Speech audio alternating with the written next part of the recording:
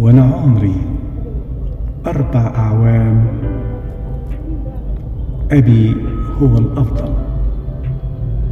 وأنا عمري 6 أعوام أبي يعرف كل الناس.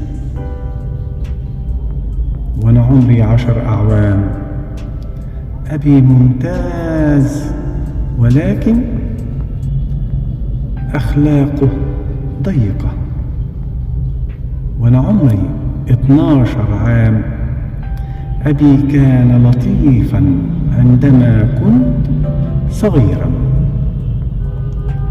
وأنا عمري 14 عام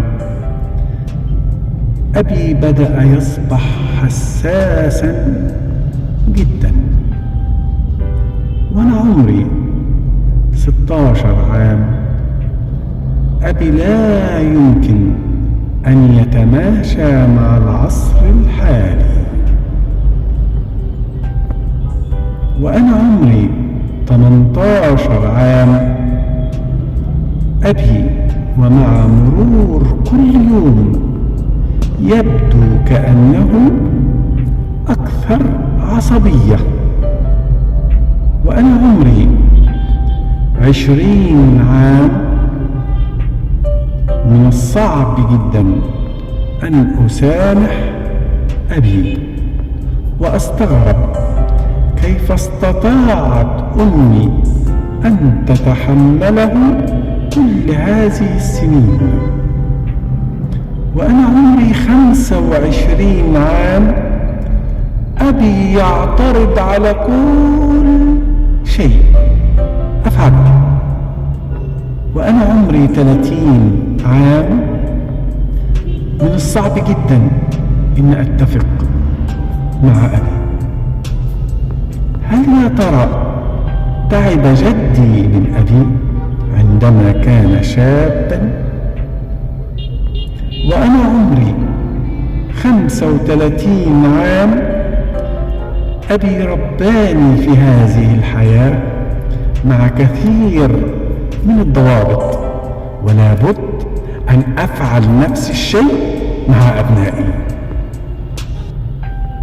وأنا عمري 40 عام أصبحت محتارا كيف استطاع أبي أن يربينا جميعا.